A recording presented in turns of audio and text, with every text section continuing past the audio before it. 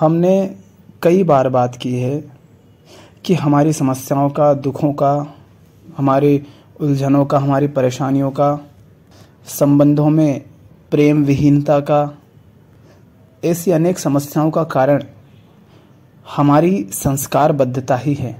हमारा एक यंत्र की भांति जीवन ही है, जिसमें हम अनुभव के आधार पर, संस्कारों के आधार पर, पूर्वाग्रहों के आधार पर जीते हैं। और फिर हमने यह भी बात की है कि यदि आप अभी में जीना चाहते हैं, अब में जो है उसी में जीना यदि चाहते हैं, जिसे हम वर्तमान भी कह देते हैं, कि अगर आप वर्तमान में जीना चाहते हैं तो आपको अपने अतीत से मुक्त होना होगा। यदि आप अतीत के द्वारा संचालित हैं तो आप वर्तमान में जी नहीं सकते। और हमारे सारे अनुभव, पूर्वाग्रह, हमारा सारा ज्ञान, हमारे सारे संस्कार, ये सब अतीत ही हैं। इसीलिए हम अब में जो है उसमें नहीं जी पाते हैं।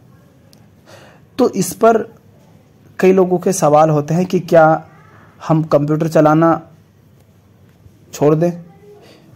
जब कहा जाता है कि अतीत के अनुभवों से जो ज्ञान एकत्रित कर रखा है, जो जानकारी एकत्रित कर रखी है, उनसे मुक्त होना ज़रूरी है अगर आप अभी में, वर्तमान में जीना चाहते हैं।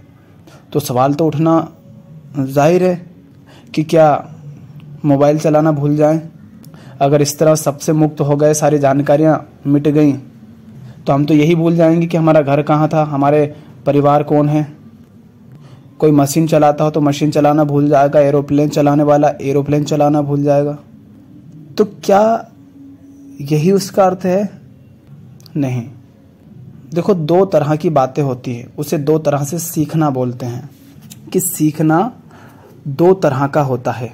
एक वो जो कि हमारी एकत्रित जानकारी है, हमारे जो अनुभव है, हमारा जो अतीत है, उसके माध्यम से कर्म करके हम सीखते हैं। और दूसरा होता है बिना किसी एकत्रीकरण के सीखना, अर्थात जीवन में हर समय अवलोकन के माध्यम से सीखते रहना। ऐसा सीखना जो कि अतीत के द्वारा संचालित नहीं है, अतीत के द्वारा नियंत्रित नहीं है। ऐसा अवलोकन करना जो कि पूर्वाग्रहों से ग्रस्त नहीं है। इसको उदाहरण से समझो। क्या कंप्यूटर चलाना आपके लिए समस्या का कारण है? क्या एरोप्लेन चलाना आपके लिए समस्या का कारण है? क्या आपके घर का रास्ता ये आपके लिए समस्या का कारण है? क्या उससे आप परेशान रहते हैं हर समय? नहीं ना। और इन चीज़ों को अगर भुला दिया जाएगा तो आपको फिर से इन्हें सीखना पड़ेगा शुरू से, और ये तो मूर्खता होगी। तो जो कुछ भी यांत्रिक है, मशीनी है, उसकी बात नहीं की जा रही है। बात की जा रही है कि हमारे जो संबंध हैं वो किस तरह के होंगे, ये पहले से तय नहीं हो सकता। जो जीती जागती घटनाएं हैं जीवन की, उनको आप पहले से तय नहीं कर सकते कि ऐसा व्यवहार करना है, किस व्यक्ति से कैसा संबंध बनाना है, उसके साथ कैसा बर्ताव करना है, कैसा व्यवहार करना है, इंसान के साथ कैसे व्यवहार करना है, किसी पशु के साथ कैसे व्यवहार करना है।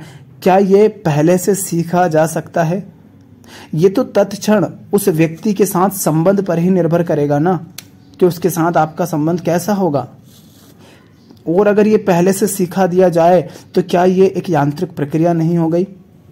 उदाहरण के लिए, जब मैं एक स्कूल में गया तो जैसे ही कोई शिक्षक स्कूल के अंदर जाता है, क्लास के अंदर जाता है, तो सारे बच्चे खड़े होते हैं और बोलते हैं गुड मॉर्निंग।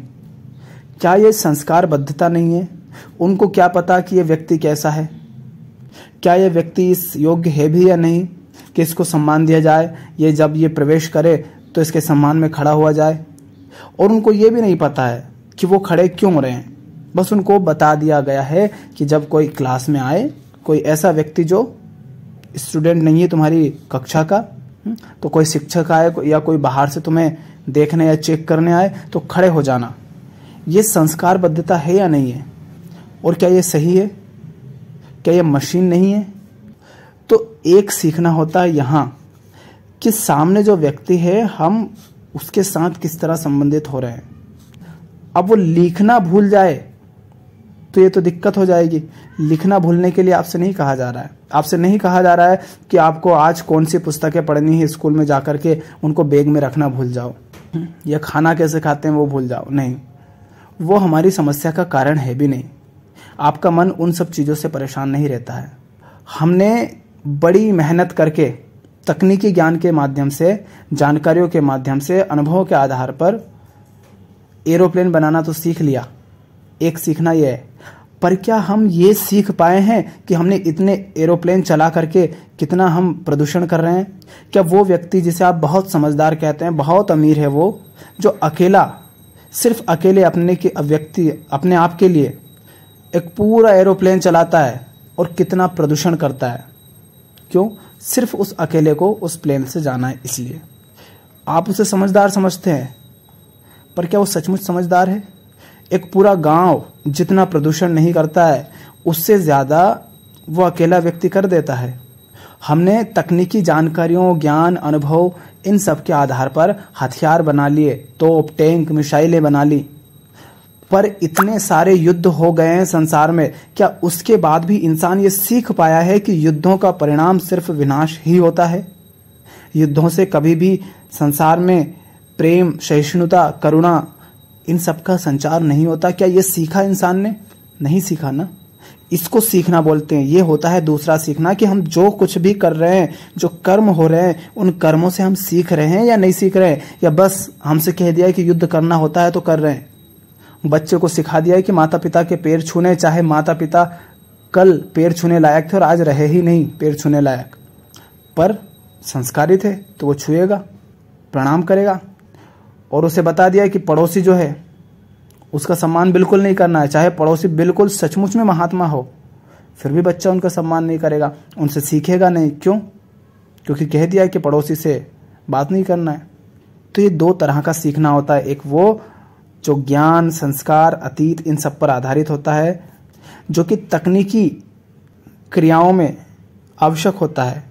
लेकिन एक होता है जो हमारे हर क्षण के कर्मों पर, हर समय हम किस तरह संबंधित हो रहे हैं, इन सब का अवलोकन करके सीखना होता है।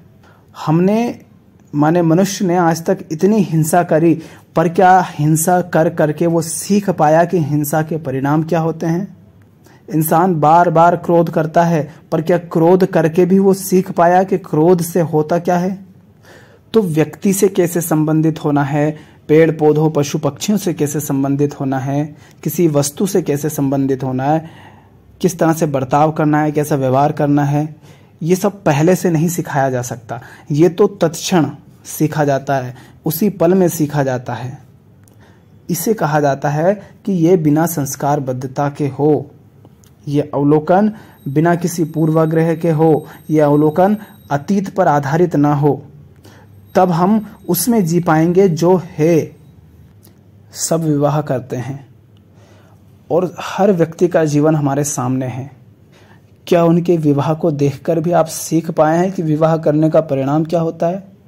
सब बच्चे पैदा करते हैं, सब देखते हैं कि बच्चों के कारण ही कोई क्या परेशान है, कोई क्यों परेशान है, अनेक तरह की समस्याएं, पर क्या उसके बाद भी उनसे आप सीख पाए हैं? कुछ नहीं सीख पाए ना। इसी को कहते हैं कि परंपराओं में, मान्यताओं में, संस्कारों के द्वारा, इन सब के माध्यम से जीते जाना मशीन की तरह। तो आपसे बिल्कुल नहीं कहा जा रहा है कि आप मशीनें चलाना, तकनीकी ज्ञान, इन सबको भुला दो, क्योंकि वो हमारी समस्या का कारण है ही नहीं। आपसे बस ये कहा जा रहा है कि जो आपके जीवन की जीती जागती जीवंत घटनाएं हैं, वो सारी घटनाएं जो आपके मन की शांति और अशांति से संबंध रखती हैं, जो प्रेम और नफरत से संबंध रखती हैं, वो सब अतीत के द्वारा नियंत्रित नहीं होनी चाहिए। वो सब अनुभव और अतीत के जानकारियों पर आधारित नहीं होनी चाहिए। जिस व्यक्ति को आप जानते ही नहीं, उस व्यक्ति से आप मिलने जाते हैं, मान लो आप मुझसे ही मिलने आ रहे हो, मैं आपसे मिलने आ रहा हूं, तो आप पहले से ये तय नहीं कर सकते कि आपको किस तरह से व्यवहार करना है और क्या बातें करनी है। ये तो जब मिलन होगा, जब आमना सामना होगा, तब उसी क्षण तय होगा कि आप कैसा व्यवहार करेंगे, किस तरह से बर्ताव करेंगे। पर अगर आप पहले से ही ये सीख लें कि ऐसा व्यक्ति होता है, इस तरह से बातें करनी होती है, तो वो संबंध या यूं कहो कि हम संबंधित हो ही नहीं सकते, क्योंकि ये जीती जागती घटनाएं हैं, इनमें तो उसी पल में जिया जाता है। तो अपने जीवन की इस तरह की घटनाओं, ऐसी क्रियाओं में वर्तमान में जीना सीखें, जिएं, क्योंकि सीखना भी फिर संचय नहीं बनना चाहिए।